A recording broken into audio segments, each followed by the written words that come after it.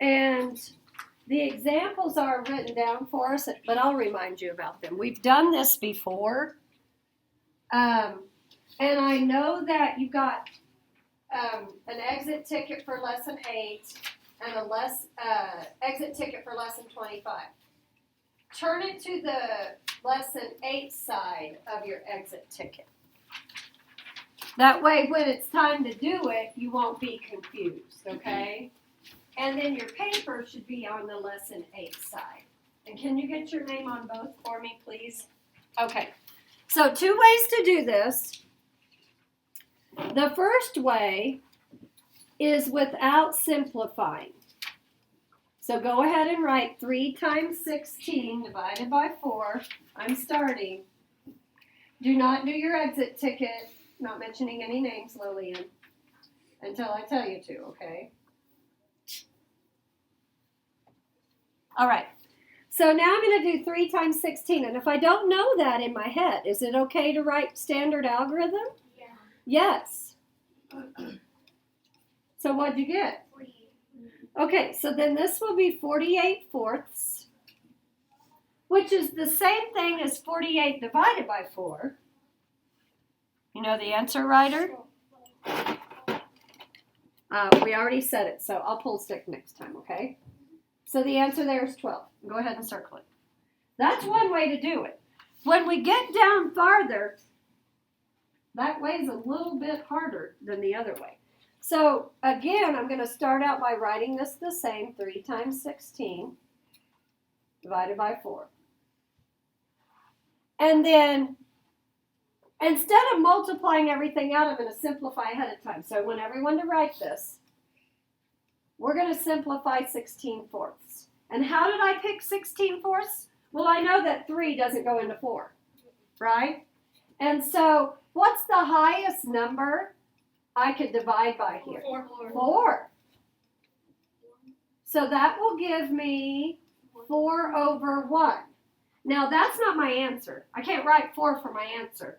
I'm going to take the 4/1 and I'm going to put it in my problem. So this is me simplifying. So what's 3 times 4? 12. So you'll have to do it both ways on your exit ticket. Okay? Let's practice another, and then I'm going to let you do some of these right here with your table group. Okay? So let's practice another. So on top of the line, what do I write, Ryder? 4 times 16. Well, not 16. 12. 12 divided by, 3. good. Okay, Jesus, what's 4 times 12? 48. So I've got 48 divided by 3. Now, let's just say you don't know the answer to that. Could you do long division? Yeah. You could. You could do long division to figure it out. But I kind of know where the answer already is. Anybody see this right here? What's 48 divided by 3? 16. Yeah, that was nice of them, wasn't it? Yeah. Yeah. Okay, so the next one, I'm going to write the same thing. 4 times 12 divided by 3. So 4 times 12 we already know, 48. but don't write it because we're doing it a different way. So what am I going to simplify here? 48 divided by 3. What am I going to simplify here? 12/3. Everybody write it down. Ozia, what's the highest number I can divide both of these by? 3. Good.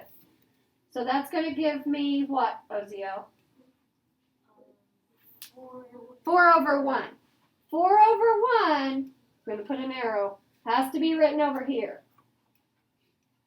You don't have to draw the arrow, but I'm just showing you, giving you a visual here. Okay, so what's 4 times 4? 16. Okay, so what I'm thinking, if the simplifying is hard for you, I'm going to put a fraction over here that you will need to simplify. Okay, but what I'm thinking is, let's practice the last 6 of these with our table group. Sound good? Yeah. And I'm going to pause it while you practice. But I'm going to write those fractions first. Now keep writing everything like we did.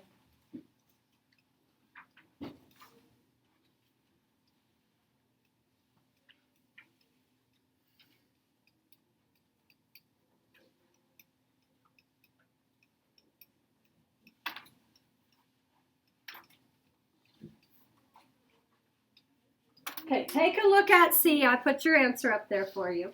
We're good? Okay, this one's a little bit trickier, so I want to go over it with you, and then you can do E with your table group, okay? Look at, what's 7 times 36? Did anybody do it? It's 252. 252. Thank you, Cody. So now I've got to do 252 divided by 6. What's the best way to do that problem? Yeah, long division. So I'm going to write it down here. 252 divided by 6. Where should I put my box? Around the 25. Okay. So if I'm counting by 6's over here, 6, 12, 18, 24, that'd give me a 4, wouldn't it?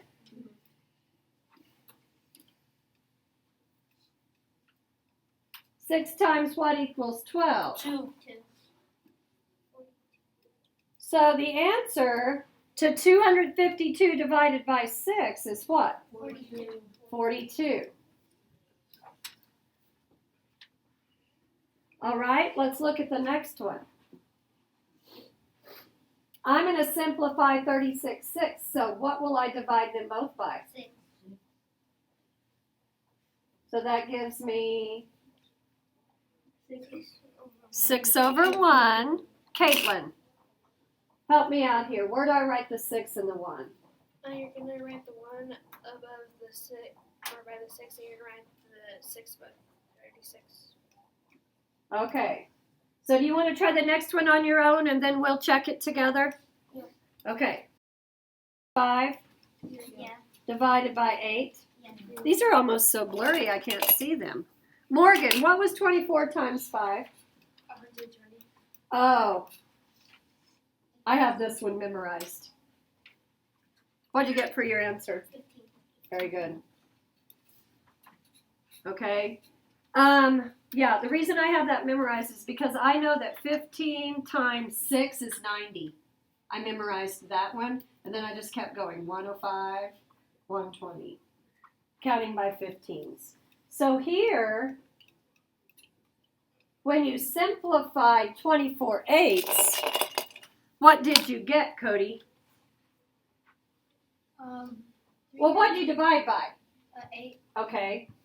And I got a 3 for the 24 and a 1 for the 8. Okay, he got a 3 for the 24 and a 1 for the 8.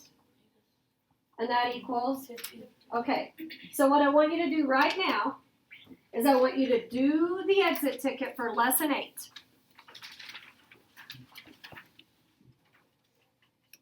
Okay, so when I write 2 times 15 here, divided by 3, what fraction, Cody, do you think I'm going to simplify?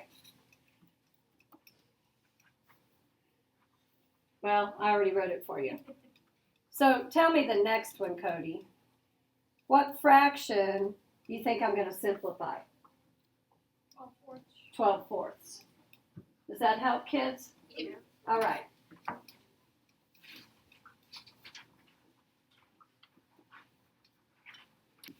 Okay, let's look at dividing whole numbers and fractions, okay? Now, we're not going to mess with drawing a number line or a tape diagram. We're just going to practice skip dot flip. So at the top, I want you to write skip dot flip. And I want you to see if you can remember what that means. The dot is for multiplying. The dot means multiply. The flip means you flip around The flip means you flip the fraction. and the skip is when you skip the first number. And the skip means you don't change the first number. Okay? So I also have this to help you remember. Keep, change, flip. KFC.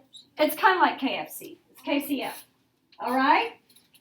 So if this helps you better, keep, change, flip. Use it. Okay? But here's what it means. Keep the 5 or skip the 5. Multiply, so dot, and you can write a dot for multiply, or you could just write the multiplication sign. Okay? And then flip your fraction.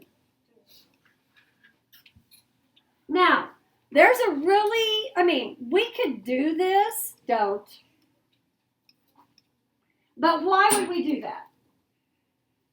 We can write it like that, can't we? And what's my answer going to be? 15. 15 over 1.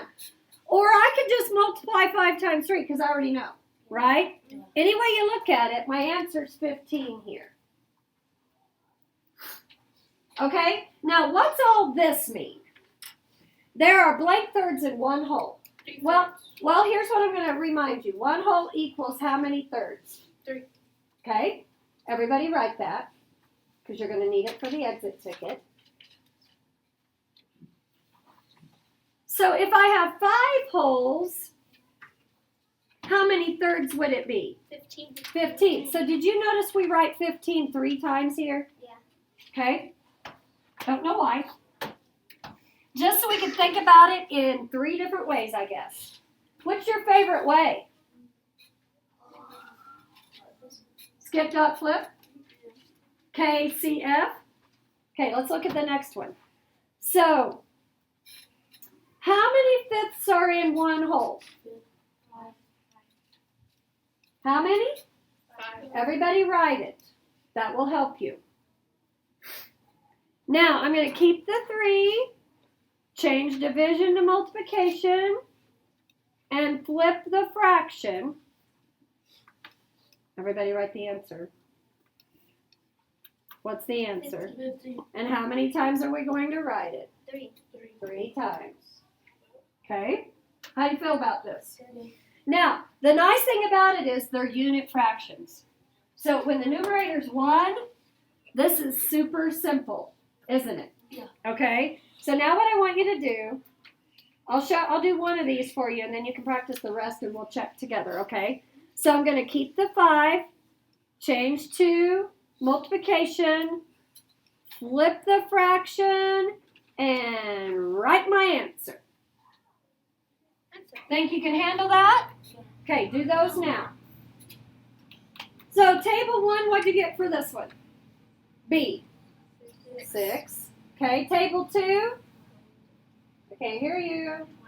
Okay, table 3. Table 4. 16. Table 5. 42. Oh, I could hear table 5. Table 1. 24. Whoops, I was about to write. That's because I can't see these blurry numbers, isn't it? I thought that was a 2. And table 2. 36. Very good. I could hear you that time. Okay, now what I want you to do is get your exit ticket for lesson 25. Let's see if you can do this on your own. And I'm going to turn to it. And I'm going to give you a little bit of help. So, do you remember how we wrote the answer 3 times? Yeah. For some reason, and I don't know why, look at the board. This right here was actually up there, wasn't it? Yeah. Okay, so it's the same thing that was up there. So you got a couple choices. You can just know that it's in the wrong place, okay? Or you could cross this out and write your answer up here. Whatever helps, okay? So, it says draw a take diagram, number line, and solve, and are we doing that? No. Nope. No. So, you're going to write the problem, and you're going to solve it. Look at the board. This is the only tricky one you'll have to figure out. Right here and here. Okay? And do you remember how we did it on the problem set? We wrote it like this. 1 whole equals blank halves. And we wrote 1 whole equals blank fourths. Okay, I'm going to skip down to the bottom. Let's read it. Mrs. L is doing an art project with her class. She has a 3-foot piece of ribbon. She gives each student 1/8 of a foot of ribbon. Will she have enough for her class of 22 students? So what will I do here? I heard it. Multiply? Somebody said it. We're going to end up multiplying, but we've got to divide. What do we have to divide? 22. No.